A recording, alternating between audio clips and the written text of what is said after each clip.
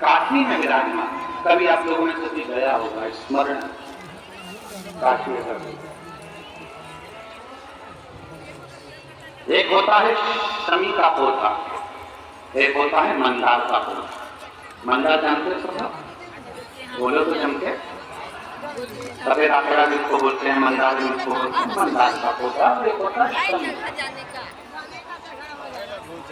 कहते हैं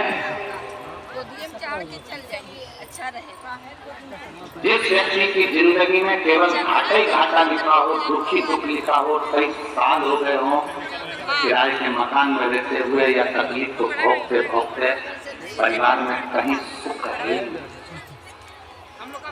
दो पौधे को याद रखना, और दोनों पौधे की कथा हमने पूर्व में सुना चुके हैं, मंदार और शमी।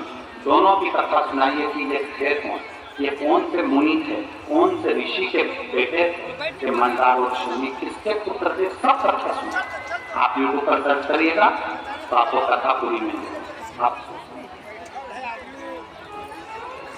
जिसकी जिंदगी में दुखी दुख लिखा, कष्ट नहीं कष्ट लिखा, परेशानी तो मंदार और शमी ये दो पौधे ऐसे हैं जो जीवन में सुख प्रदान करते हैं।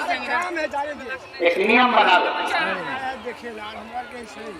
12 महीने शिवरात्रि आती है, हर महीने शिवरात्रि पड़ती है, महीने में 2 बार प्रदोष पड़ती है।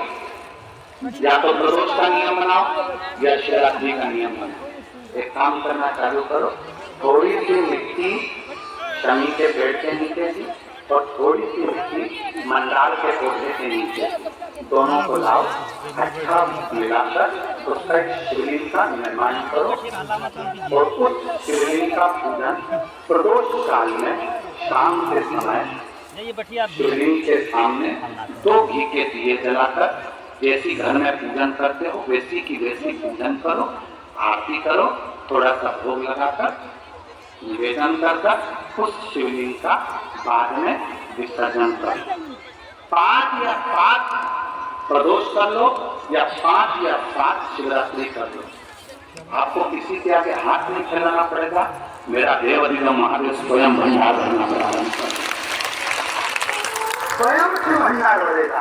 मंदार और शनि के वृक्ष के नीचे का वो फल होता जो सुख देता, जो सुख पता नहीं चलता, जो हमें आनंद प्रदान करता है।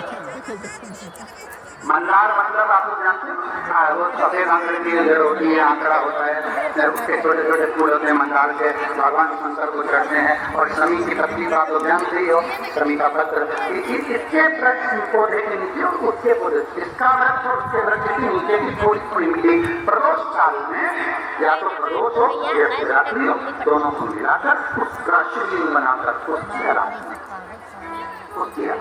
खाली हम कथा में एक बड़ा सुंदर व्याख्यान बताएंगे। जब घर में एक बीमार होता है, दूसरा ठीक होता है, दूसरा बीमार होता है, तीसरा ठीक होता है, उसका भी स्मरण इसमें मंदार और शमी वो देखिए नीचे की मिट्टी का। और उससे पहले मैं हमारे बीच में सांसद महोदय जी विराजमान है, मैं निवेदन करूंगा सांसद महोदय जी से 2 शब्द आपके सब सम्मेलन से अच्छी कथा हम अपनी पुनः प्रारंभ करेंगे। बड़े प्रेम से जोर रखा जी सांसद महोदय जी को, जिनका बहुत सुंदर सहयोग इस कथा में आनंद के साथ प्रत्यक्ष रूप से प्राप्त हुआ है।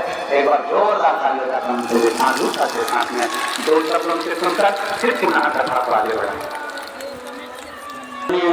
जी के चरणों में नमन।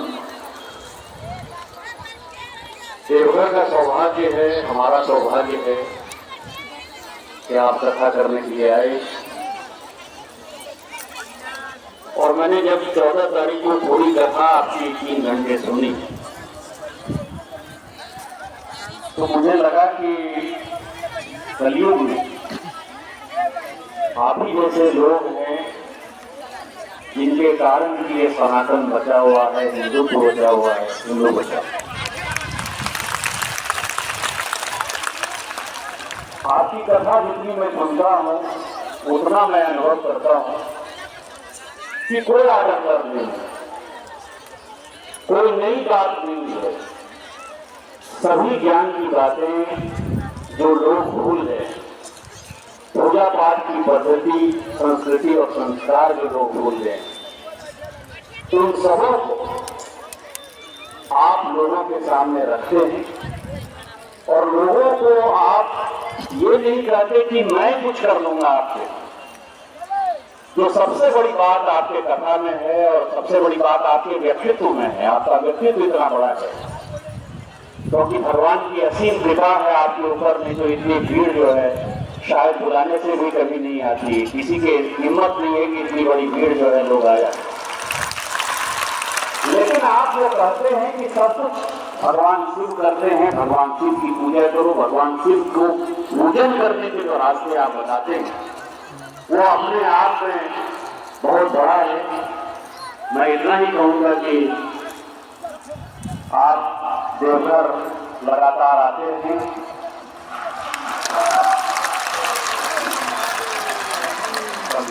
हमारे जैसे लोगों को अच्छा लगेगा।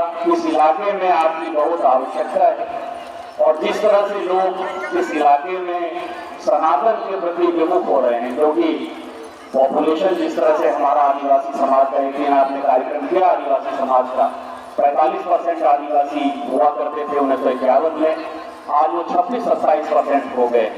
इसीलिए मैं आपसे आग्रह करता रहूंगा कि आप यहाँ आते रहें, आपके चरणों में नमन और हम लोगों की रक्षा करते रहें।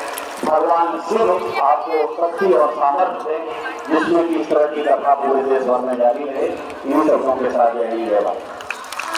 धन्यवाद माननीय सांसद महोदय जी। बाकी बातों में आपने शंकर जी की ओर से पकड़ने का प्रयास